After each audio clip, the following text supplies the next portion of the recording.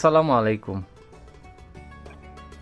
মসজিদে কুবার সব নিয়মকানুন পালন করার পর আর বাস কিছুক্ষণ চালানোর পরে এই জায়গাটায় এসে বাস থামালো। আর এই জায়গাটা খুব বিশেষ। এখানে শুয়ে আছেন উহুদের শহীদরা, বাইতুল অব উহুদের যারা আল্লাহর পথে শহীদ হয়েছেন। দেখতে সাধারণ একটা জায়গা, কিন্তু এর ইতিহাস অনেক গভীর।